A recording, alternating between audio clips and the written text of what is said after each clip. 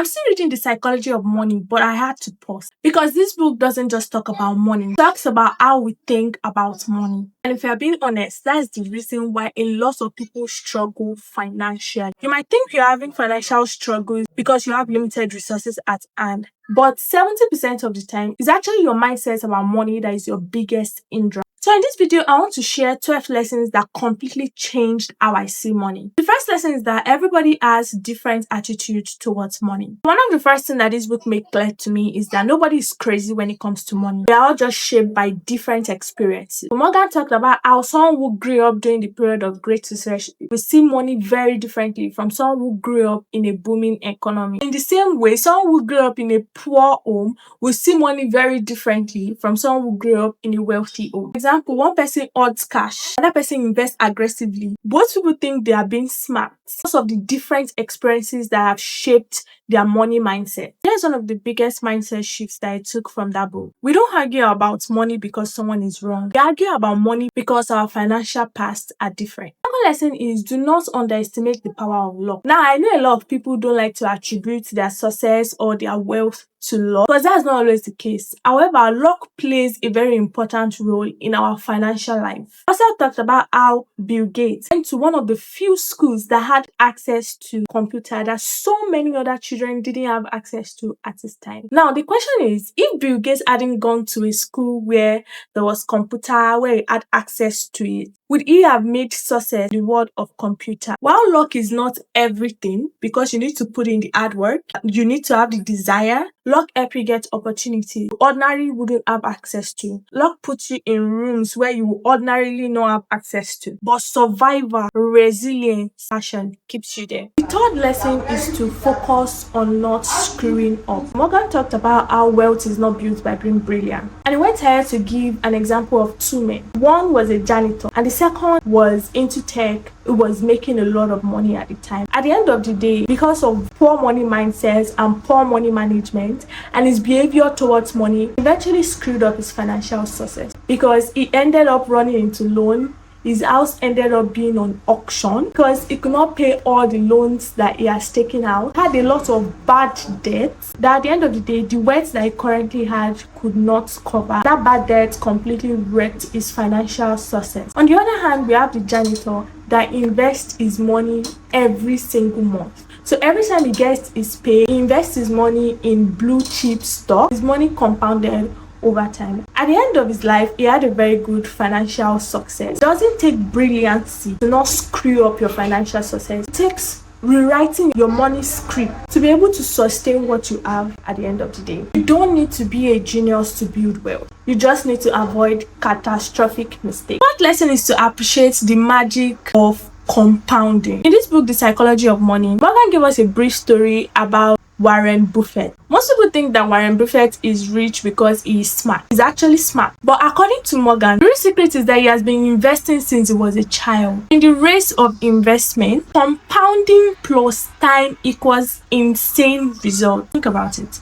If you start investing in real estate from now, and you're living for the next 10 to 20 years, do you know how much money you will have grown through compounding and time? Time always wins when it comes to building wealth. Invest your money and let it compound over time. So the key takeaway from me here is that it's not about investing when you feel like, it's about doing it consistently. I'm not a financial guru and this is not financial advice. I started my investing portfolio last year. One of the things that I learned is that you need to have short-term investment and long-term investment. Short terms are the one where you can eat the profit anytime you want. You see long-term investments, they're the one that will build wealth for you. The fifth lesson I learned is getting wealthy is different from staying wealthy. Anybody can get rich. However, to stay wealthy, that's a different ball game entirely. While getting rich requires calculated risk, staying rich requires a level of humility and paranoia. For example, people who win lottery can lose it. Even many wealthy entrepreneurs go broke after one big success. So basically what I mean is anybody can get rich. It takes a certain level of financial understanding to sustain and build that wealth, to ensure that that wealth becomes something that is generational. My country, we call something old money. Many times it is built on the back of people who understand how how to make money and how to stay wealthy. One key takeaway for me is that wealth is built by taking risks, and wealth is kept by respecting risk. The sixth lesson I learned from the psychology of money is learn to say enough.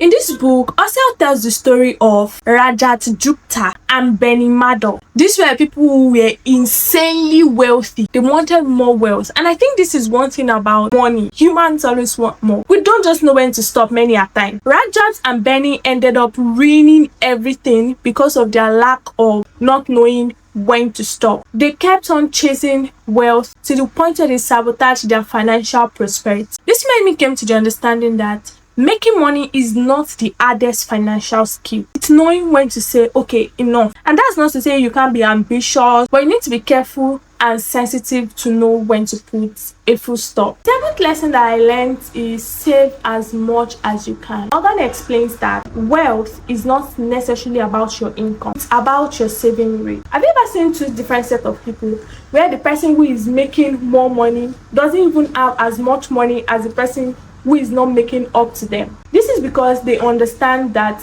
savings and investment is very important and they take that very seriously. A lot of us make the excuse of my income is not enough, so there's nothing for me to save. That's a big fat lie. If you make a commitment to save money when you first get your pay, there will always be something for you to save.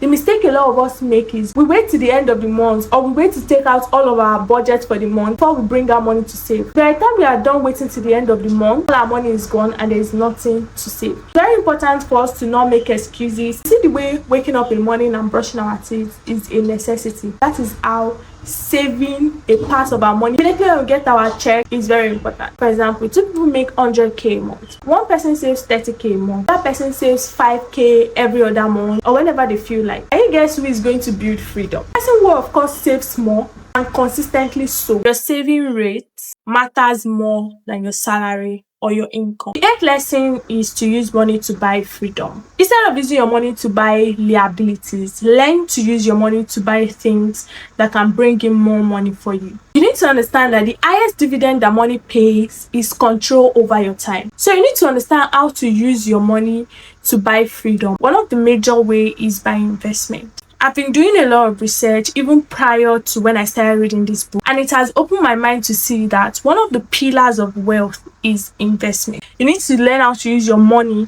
to buy freedom through investment. Put more of your money in places that can yield more money for you to the point where you have enough to now start funding your cars, and even have the freedom to enjoy your life and enjoy your money. The ninth lesson I learned is don't be a flashy wealth. Morgan talks about how real wealth is invisible. In this society where we find ourselves now, we like to judge by superficial things and material things that we see people out. Once we see someone with a Rolex watch, nice car, we get blown away. 80% of the time, the person driving the expensive car might be the broke one. And the person quietly in one corner with index funds quietly compounding might be the rich one. One key takeaway from me from this part of the book is spending money just to show people that you have money is the fastest way to have less of it. To create a balance. That is not to say that you can't have big cars or big houses or perks that comes with it. However, categorizing wealth on material things is not the best financial mindset. The 10th lesson is to leave room for error. It's important to always build a margin of safety. Don't invest money that you can't afford to lose. Don't borrow people money that you can't afford to lose. Don't take risk that you know that you cannot bear most of the time,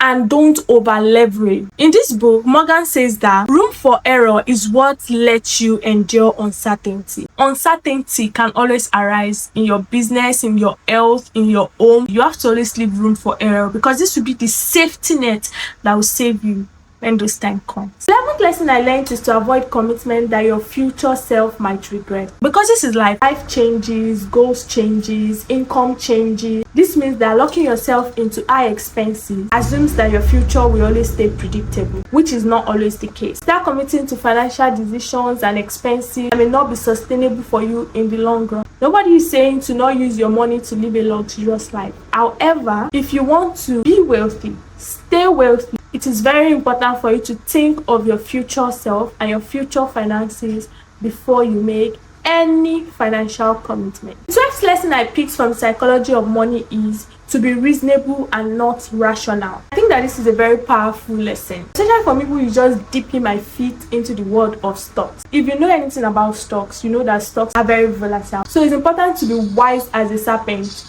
when dealing with stock. Again, I'm not an investment banker. In the psychology of money, Morgan says purely rational investing means extreme volatility. We don't just do things emotionally when it comes to your finances. It is okay to build strategy that you can emotionally stick with. The best financial plan are not the one that looks smartest on paper. They are the ones that you can follow without panicking. This book made me realize that money isn't about maths, it's about behavior. It opened my mind to see how much right behavior towards money, financial decisions, financial commitments can help us to get wealth and even sustain the wealth. And FYI, I am still reading the book, but it has already changed a lot of things when it comes to my financial mindset, my money script, how I think about wealth, how I see risk, and how I see freedom. If you watch this video up until now, please give this video a thumbs up. So let me take my time and explain what giving this video a thumbs up does. What it does is it signals to the algorithm to show more people